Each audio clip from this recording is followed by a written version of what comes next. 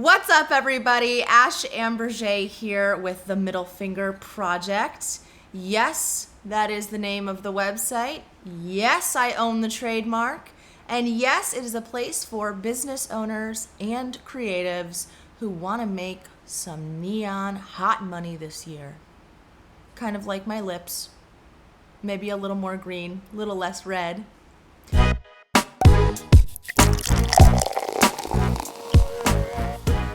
Welcome to the Planathon. I hope you're enjoying yourself so far.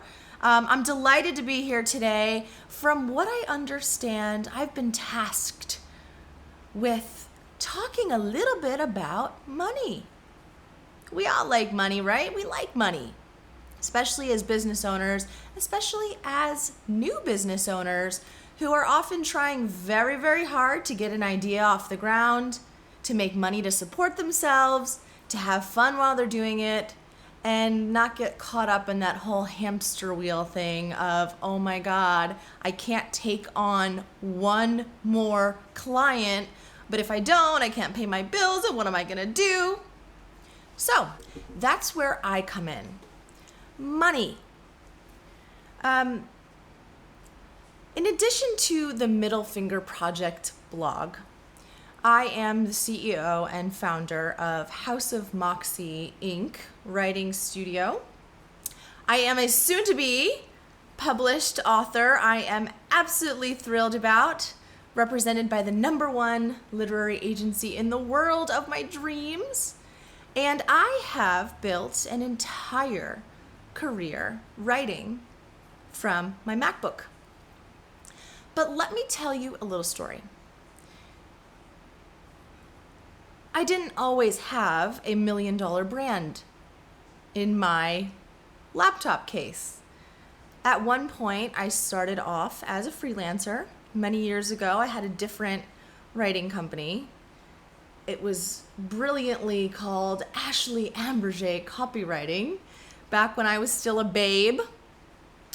And many years ago, I quickly figured out, as most of you probably have, there are only so many hours in a day, so much project work you can get done in a day.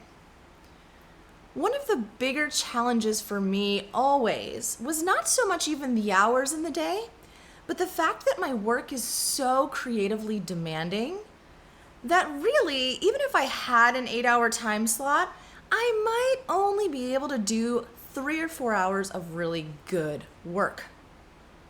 So that's another layer of issue on top of the already perplexing not enough hours in the day issue, right?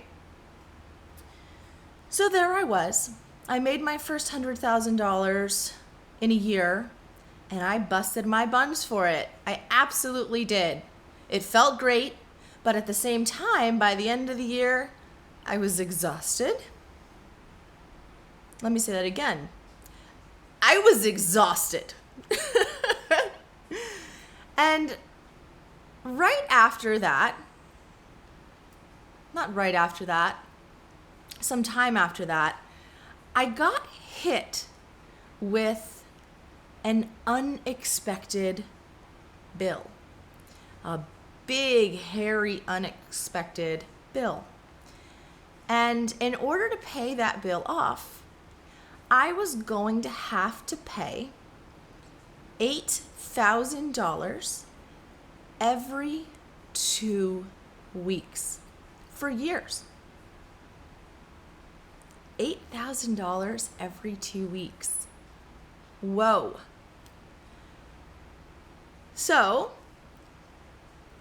after crying into my beer, I sat down and I thought about ways I could scale my business. It's the only way. You've probably heard a lot about this idea of scaling and how important it can be.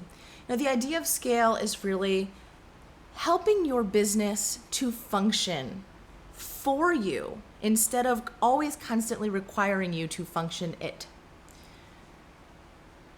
I knew I needed to scale the business because no matter what kind of amazing project work I was doing, It didn't matter. I could score a fantastic contract and still it wasn't going to pay the bills.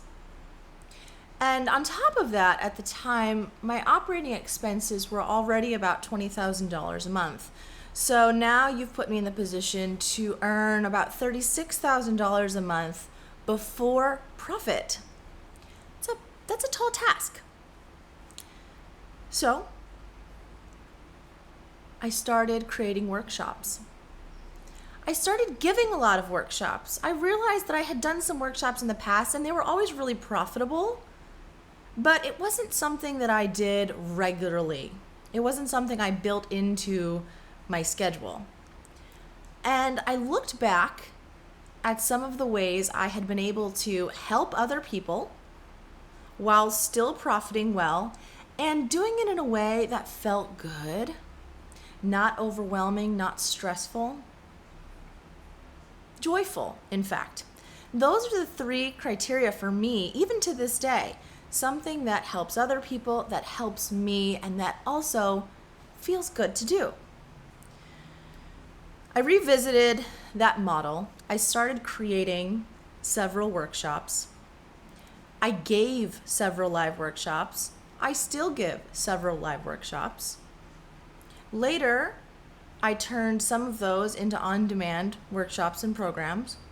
I've built courses and programs and written books. And ultimately, I ended up building a business that supported me rather than me working so hard to support it with all of the sweat and like the muscle spasms in your neck. That was the end result.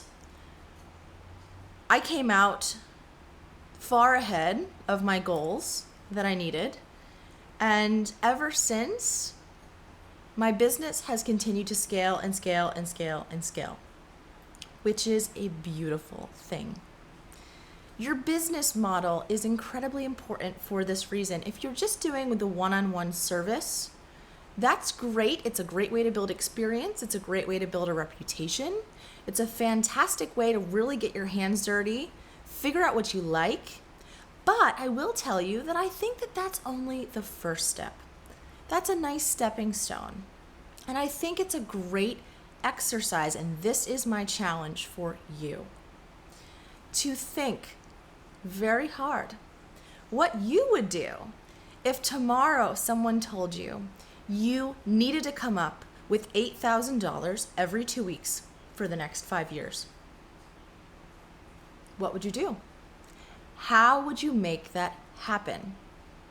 The answer is not going to be more one-on-one, raising your rates, hiring contractors to help you. To a point, that might be plausible. But if you really needed to challenge your business model to become more scalable, and you really needed to hit that number, what would you do? I have a girlfriend right now, a very dear girlfriend of mine, who started her own design agency several years ago. And she now is going through this stage where she's burnt out. She is. She's been dealing with so many different clients and scrambling to constantly stay ahead. But the problem is her business model does not support anything else at this point. So even just the other day, we started having conversations about ways that even she could do it locally by giving some type of class or building something that helps the local community in a way that doesn't always require her one-on-one effort. This is so important. One of my favorite tools for doing things like this is WooCommerce.